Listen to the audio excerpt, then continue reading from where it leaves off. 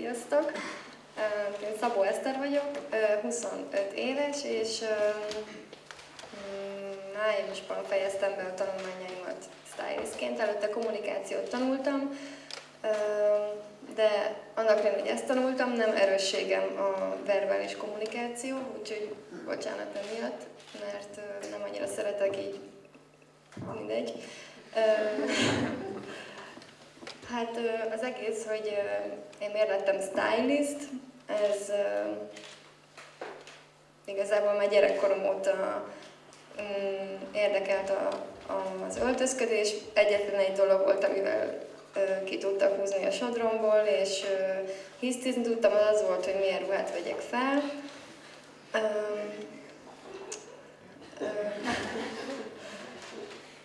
És hát hoztam egy-két olyan dolgot, amiket gyerekkoromban csináltam, csak nem tudom, hova raktam. Ja, azt hiszem ide.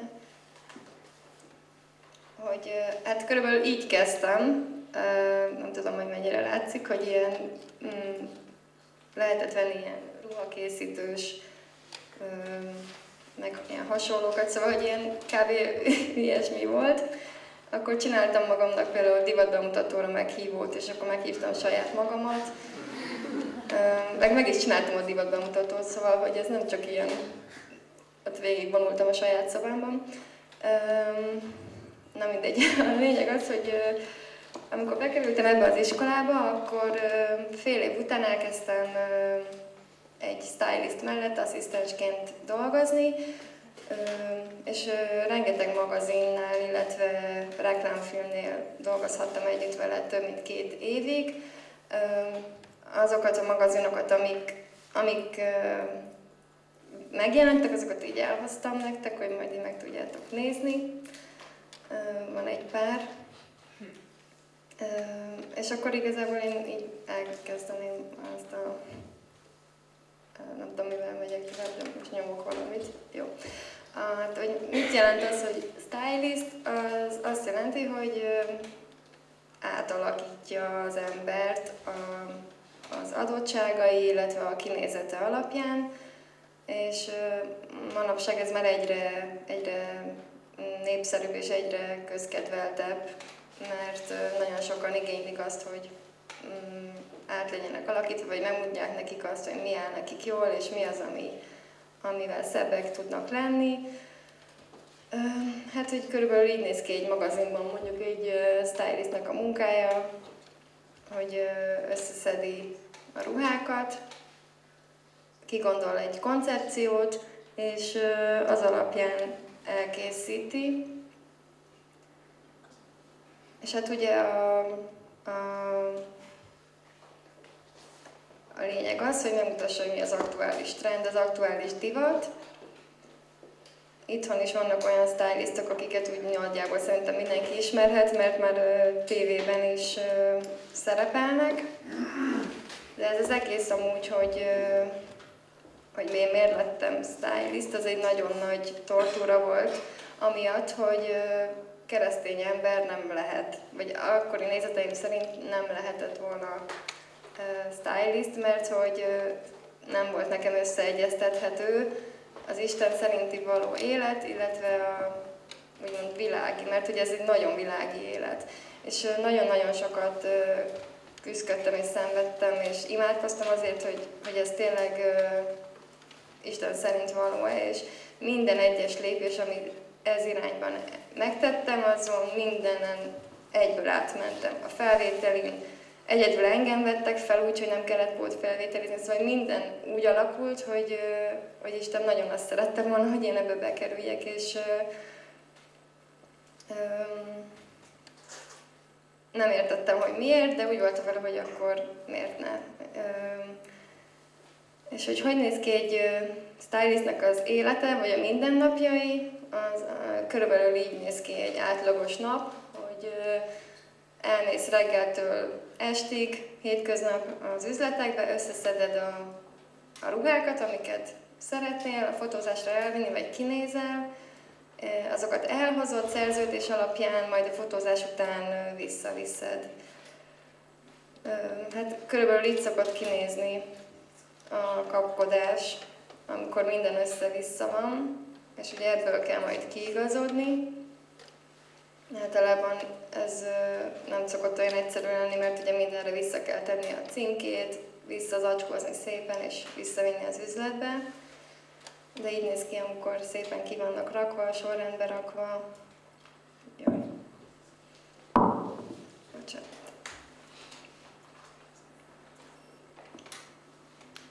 Nagyon-nagyon sok helyről szoktunk, ugye hoztunk el ruhákat, márkás designer, tervezői ruhákat is hoztunk, és ugye ezekre nagyon kellett vigyázni. Hát így néz ki egy stúdió, ahol fotóznak, gondolom, hogy már azért nagyjából mindenki láthatott. És ilyen egy fotózás, amikor bent ül, vagy áll, vagy éppen nem tudom, mit csinál a modell, vagy a színész, vagy akit éppen fotózunk, és mindig mindenki oda beugrik és igazgatja, hogy jól nézzen ki. Különböző technikákat bevetünk azért, hogy ideális legyen a kép. És a munkám során nagyon sok olyan helyen is járhattam, ahol alapvetően nem jár az ember, vagy legalábbis én nem, olyan luxus éttermekben, vagy luxus szállodákban, luxus üzletekben, és emiatt egy ilyen nagy kontraszt is kialakult bennem amiatt, hogy láttam azt, hogy milyen a két véglet között lenni, és hogy semmivel sem érnek többet azok a táskák vagy ruhák, amik mondjuk $500,000 vagy akár $1 millió forintba kerülnek, mert felveszi, ugyanúgy bekaszolódik, és ki se tudod tisztítatni, csak annyi, hogy körülbelül 100 darabot tudtál volna belőle venni, mondjuk a H&M-be, vagy nem tudom. Akkor nagyon sok reklámfilmet is forgattunk, azokat annyira nem szerettem, mert azok kicsit stresszesek voltak. Hát igen, szóval így néz ki egy stylistnek az élete, vagy így a munkája. Azért volt nagyon nehéz, mert ugye ebben a világban nagyon sok homoszexuális, vagy hasonló beállítottságú ember van, és nagyon nehéz volt elfogadni azt, hogy nem azért kedvesek veled, mert kedvesek, hanem mert nyilván valamit akarnak tőled, és ugye amíg 2 évig én dolgoztam, nem kaptam érte pénzt, és mindig mondták, hogy mekkora balek vagyok, és hogy csak kihasználnak, de közben éreztem, hogy Isten nem engedi, hogy kiszálljak belőle, és rájöttem, hogy nem véletlenül volt ez, mert mielőtt én bekerültem ebbe az iskolába, már akkor is ilyen értékelési problémáim voltak, és ugye amikor bekerültem, akkor ugye nagyon sok magas, vékony, szőkehajú lány volt, és ugye sokszor ez is ilyen frusztrációt okozott, hogy én miért nem lehetek magasabb, vagy miért nem lehetek vékonyabb, és ez évekig ment, hogy nem tudtam magamat elfogadni, és éreztem, hogy Isten nem engedi, hogy kiszálljak belőle, de nem tudtam, hogy miért, és nagyon sokat szenvedtem és imádkoztam azért, hogy mutassa meg, hogy mit szeretne, és nem engedte. Hiába volt az, hogy mindig mondtam a szüleimnek, hogy jó, akkor holnap megmondom, hogy én kiszállok. És amikor elérkezett ez a pillanat, akkor nem tudtam, és éreztem, hogy lezárul a szám. És a szívemben is éreztem, hogy nem szabad még ezt ott hagynod. És hát ez így is volt.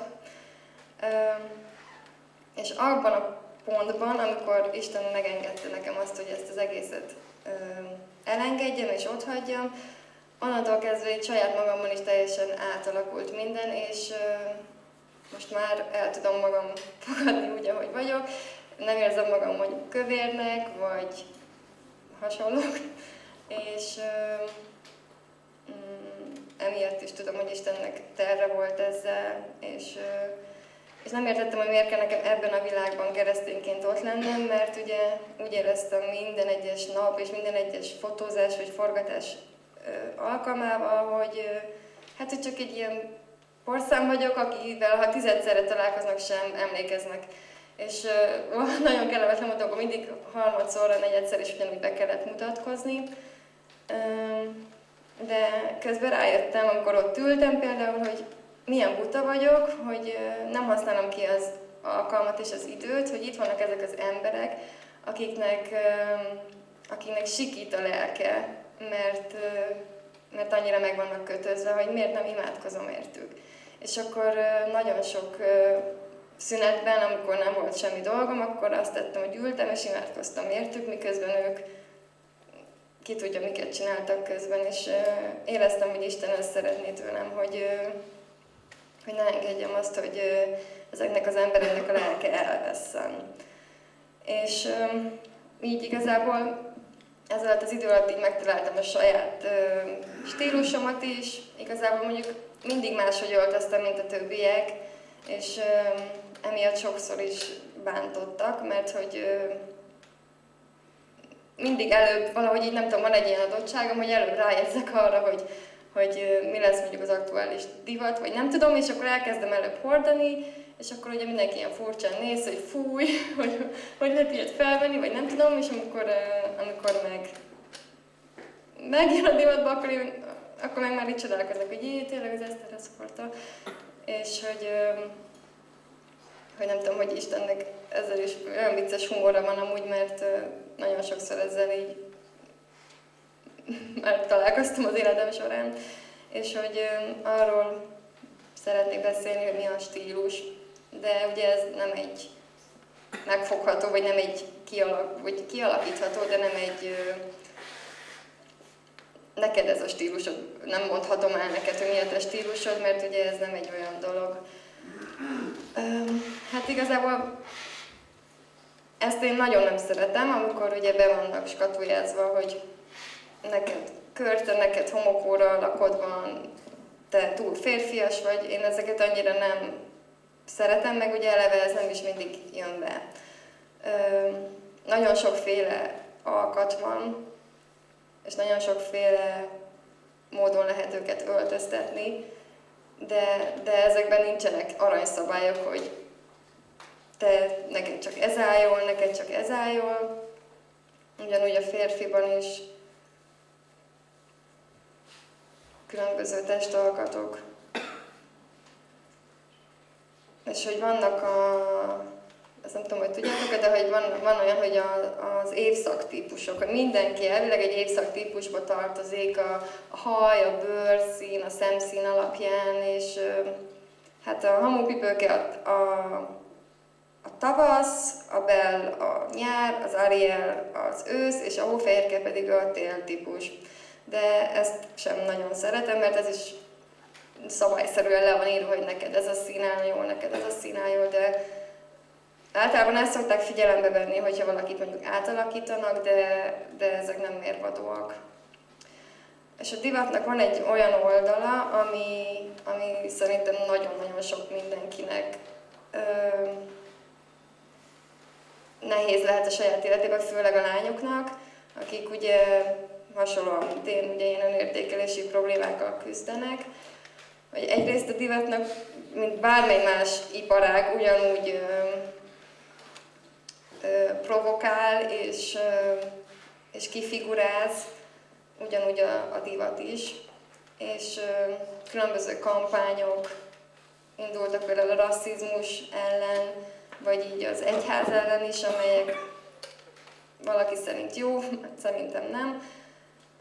Vagy például vannak olyan sérült, vagy elborult, nem is tudom, hogy fogalmazzam, lelkek, akik például ragaszkodnak ahhoz, hogy például úgy nézzenek ki, mint egy Barbie baba, és hogy mindent megtesznek azért, hogy úgy is nézzenek ki, még át is operáltatják például magukat, vagy, hát bocsánat, amúgy a képekért, amik következnek, csak tényleg van egy ilyen oldala is a divatnak, ami nem éppen szép. És hogy van itt egy ember, ő, aki itt éppen melltartó reklámot fotóztak vele, és az az érdekessége, hogy ő egy férfi. És ez nagy megbotránkoztatás volt, mert hogy férfival reklámoznak női melltartót, és mindenhol úgy csinálják meg, hogy úgy nézzen ki, mint egy nő, de igazából nem is lehet észrevenni, hogy ő egy férfi. És ugye emiatt kialakult ez az androgyn stílus, hogy a nők elkezdtek férfiasodni, és sokszor nem is csodálom, hogy a férfiak miért viselkednek így a nőkkel, mert hogy igazából a nők is tehetnek arról, hogy lassan már egyenlő félként kezelik a férfiak őket, és szerintem erről ez is nagyon nagy alapokban tehet. Vagy például van az, amikor a kereszténységet, hát nem is kifigurázzák, hanem szerintem csak ilyen alapvetően tényleg ez a provokáció, hogy így szembe menjenek azzal, ami tényleg Isten szerinti, és hogy olyan divatanyagokat csinálnak, aminek például az a címe, hogy imádkozz mielőtt bűnbe esel, vagy hogy itt áll egy pucér nő, aki egy olyan pólót fog, hogy Jézus szeret engem. Vagy a Fashion Street-en van egy üzlet, ahol például úgy volt megrendezve a kirakat, mint az édenkert, és hogy tele volt kígyókkal, meg hasonló odavaló dolgokkal a kirakat, és szerintem ez is eléggé felháborító. Akkor ugye van ez a másik része, ez az anorexia, bulémia, illetve ugye mivel nagyon sok modell meghalt emiatt, ezért elkezdtek kampányolni teltebb modellekkel, és hogy a két véglet között ugrálgatnak még mindig szerintem, hogy így nem találták meg az egészséges középutat. És akkor ugye a másik az, ami nekem ilyen nagyon nehéz volt elfogadni, az, hogy lehet valaki ilyen szép, ilyen tökéletes, ennyire jól megcsinált, és akkor hát ennek köszönhetően rájöttem, hogy igazából ő is ugyanúgy néz ki, mint bárki más, amikor reggel felébred, ugyanolyan táskás a szeme, ugyanúgy tud bénálni rajta mondjuk egy sapka, és ugyanúgy tud szép lenni, hogyha megcsinálják. És hogy például ezt elfogadni, hogy ők nem tökéletesek, hogy amit látok, az nem a valóság. És hogy a sátának ez például egy nagyon-nagyon erős hatalmi eszköze, hogy például lányokat emiatt olyan dolgokra késztessen, ami igazából nincs is, mert ezek a nők se úgy néznek ki a képen, mint ahogy valójában. Vagy hogy például itt van a Jennifer Lopez, aki ugye a világ legszebb nőjének van kikiáltva, és ha megnézzük a másik képet, akkor igazából nem mondanám azt rá, hogy a világ legszebb nője. És ugye van ez a Photoshop, ami szintén ugye nagyon, nagyon átverős, mert teljesen más képet mutat, mint ami valójában van. És hogy ez is, hogy igazából bárki lehetne modell, vagy bárki lehetne sztár, mert így már mindenkit meg lehet így csinálni. És hogy ez nagyon, nagyon kiábrándító volt először számomra, de rájöttem, hogy igazából ez csak egy eszköz arra, hogy igazából az emberek elméjét még jobban elborítsák. Akkor most inkább beszélnek egy kicsit a szebbik részéről. Olyan hírességeket hoztam, akiket én azért szeretek, nem azért, mert amit csináltak, vagy ami miatt ide jutottak, hanem ahogy tudják ezt például viselni, és hogy itt van például David Beckham, aki nekem viszonyatosan szimpatikus, mert akárhol megjelenik, mindig nagyon jól néz ki, és mint családapa, számomra ahhoz képest, hogy világi, vagy nem tudom, hogy ők egyáltalán keresztények, nagyon, nagyon jó példát mutatnak, és hogy ez az összetartás, meg egység, és hogy végül is mindig tökéletesen néznek ki, hogy mindig jól meg vannak csinálva. Vagy például Beyoncé, aki élő példa arra rá, hogy nem feltétlenül kell jól kinézni csontsoványan, és hogy mennyire gyönyörű és mennyire tökéletes lehet az ember így is. És ugye én például nagyon szeretem azt, amikor párok például így összeöltöznek, és látszik az, hogy nem csak így a külső összhang van rajtuk, hanem így a belső összhang is, és ez nekem nagyon-nagyon szokott tetszeni, amikor ennyire odafigyelnek arra, és nem erőltetett, vagy nem azt látod, hogyha ő is formában van, akkor a párja is formában van, hogyha mit tudom én, ő feketében van, akkor a fiú is feketében van, hanem érzed azt, hogy egység van, vagy hogy nem egy ilyen erőlködés, hanem az összhang. És hogy igazából azért ez az öltözködéssel is nagyon jól meg lehet amúgy szerintem mutatni. Vagy hogy például itt van ő, aki feleség és anya, és mondjuk modell, szóval, hogy nem véletlenül néz ki, vagy nem véletlenül ilyen vékony, de hogy annak ellenére nagyon-nagyon jó stílusa van. Feleségként is, és édesanyaként is. És hogy ő is például élő példa arra, hogy édesanyaként is lehet nagyon-nagyon jól kinézni, és nem kell megerőltetni magadat igazából. Meg persze vannak negatív példák is, amikor a kevesebb néha több lenne, meg nem feltétlenül jelenti a pénz azt, hogy stílusod van, vagy hogy jól tudsz kinézni.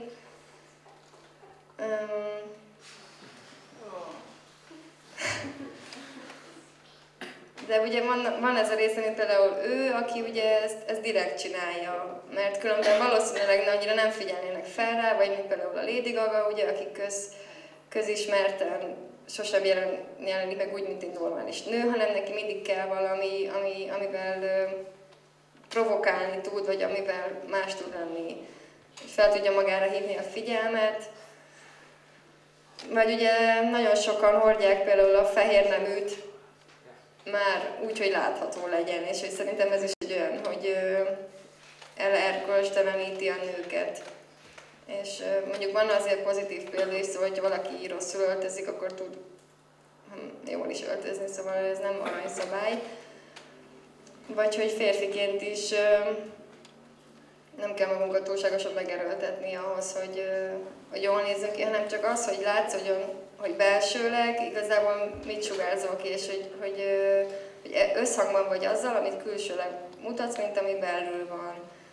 És hogy rajta sincsen különösebben semmi, mondjuk egy V-nyakú felső, de hogy mégis úgy tudja viselni, hogy azzal stílusos, és igazából már egyéniségnek, ugye stílusikonnak is szokták őt tartani például. Vagy hogy férfiként is, mert ugye én azt vettem észre, hogy például érdekes, hogy a lányok nem nagyon szokták kikérni a véleményemet. Általában fiúkkal szoktam elmenni vásárolni, és ez nekem például nagyon meglepő, hogy a fiúk jobban igénylik azt, hogy segítsenek nekik, mint a lányok. Hogy a lányok kicsit így szerintem tartanak ettől, vagy nem tudom miért van, de hogy a fiúk nagyon nyitottak, és hogy én azt szeretem, hogyha valaki nyitott, és hogy felmeri vállalni azt, vagy nem is azt, hogy vállalni, hanem hogy mer egy kicsit többet mutatni, vagy nem tudom. És hogy a kisugárzás például szerintem az is nagyon fontos.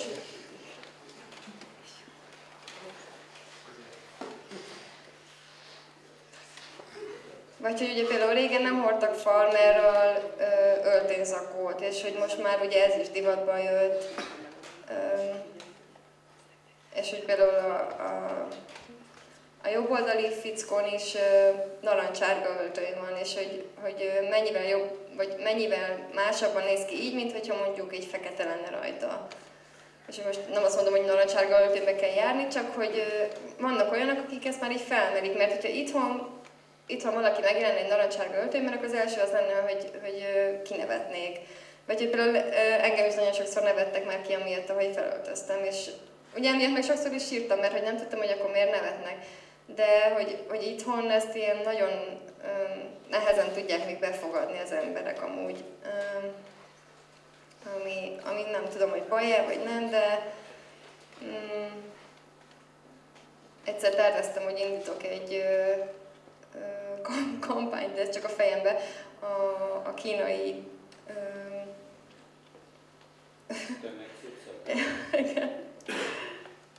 az ellen, de hát igazából ez befutcsolt, mert ugye egyedül én voltam benne. Hát nem az a gond, hogy a kínai, hanem hogy én nem szeretem, hogy az ember hogyha megteheti azt, hogy mondjuk 2000 forintért megvegye mondjuk a H&M-be, akkor miért veszi meg 3000-ért mondjuk a kínaiba, ami, na mindegy, ebben most én nem megyek bele, mert ez már egy másik része. És ugye most egyre divatosabb lett, vagy lesz ez a gyerek styling is, ami igazából nem feltétlenül mindig jó, mert sokszor úgy öltöztetik fel a kisgyerekeket, mint a felnőttek lennének, de iszonyatosan aranyos szerintem.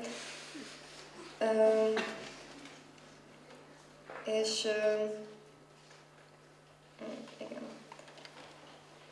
És hogy miért szeretem a divatot? Hát igazából az ilyenek miatt, mert hogy annyira tökéletesen és annyira csodálatosan vannak megcsinálva ezek a ruhák, hogy ez már tényleg egy művészet, hogy így megvarni és így elkészíteni egy ruhát, ez igazából látszik, hogy ez időigényes, ez megtervezett, és hogy nem csak hasunkra vágunk és megvarrunk valamit, vagy például nagyon szeretem azt, amiből tervezők inspirálódnak, hogy nagyon-nagyon sok tervező kultúrákból, vagy filmekből, vagy művészeti ágakból vesz ihletet, és ugye ez meg is jelenik a kollekciójában.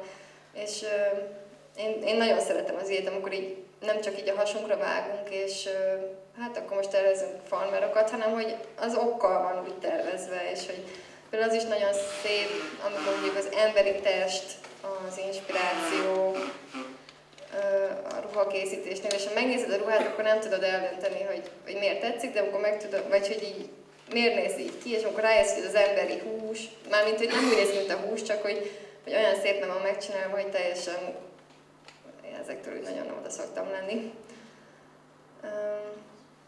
És ezek az apró részletek, hogy mennyire odafigyelnek rá, és hogy milyen tökéletesen van megszerkesztve, és hogy igazából ez az iparág is egy művészet. Mert ahhoz is kell tehetség, hogy valaki tudja azt viselni, hogy tudjon viselni ruhákat. És hát még azt, mit akartam még?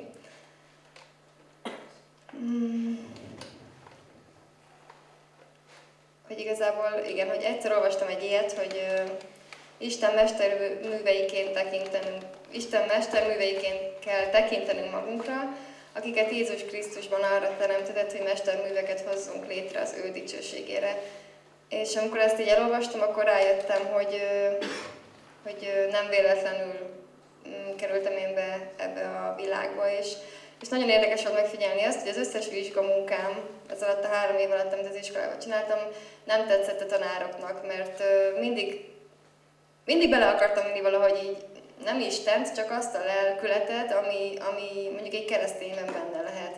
Hogy próbáltam néha úgy, hogy igeversek inspiráltak, de valahogy így sose jött össze. Próbáltam olyat, hogy csináltam egyszer egy olyan divatanyagot, amiben a démon volt, és az elveszett lelkű lány, és akkor ezt ugye hogy tudom megjeleníteni ruhákban, illetve a mozdulatokon keresztül, és valahogy sosem akart összejönni. És amikor el tudtam ezt engedni, és el tudtam azt fogadni, hogy Isten a saját tehetségemet akarja használni, és azt az adottságot, amit nekem adott ebben, hogy ne akarja megfelelni másoknak, hanem fogadjam el ezt, amit ő adott nekem, és hogy tudjam azt, hogy nem véletlenül helyezett oda, ahol vagyok. És ez akkor sikerült egyedül, amikor a diplomamunkámat csináltam, akkor is bibliai inspirációm volt, mert akkor Mária Magdolnát, akkor egy 8 oldalas divatanyagot kellett csinálnom, és Mária Magdolna volt az inspirációm, és az volt a címe, hogy egy bukott nő megtisztulása. És a folyamatot kellett végigfotóznom, hogy milyen az, hogy néz ki egy bukott nő, ugye ezt ruhákkal megjelenítve, és milyen az, amikor fokozatosan megtisztul. És ez az egyetlen egy munkám volt az, ami nem megfeszülve és nem erőlködve készítettem el, és hát ez nem saját gondolat, amit mondok, de hogy ez úgy olyan jól sikerült, hogy a kiállításon egy egész falat kaptam, ahol ki volt állítva, és hogy örültem, mert végül is jó lezárása volt ennek az életszakasznak.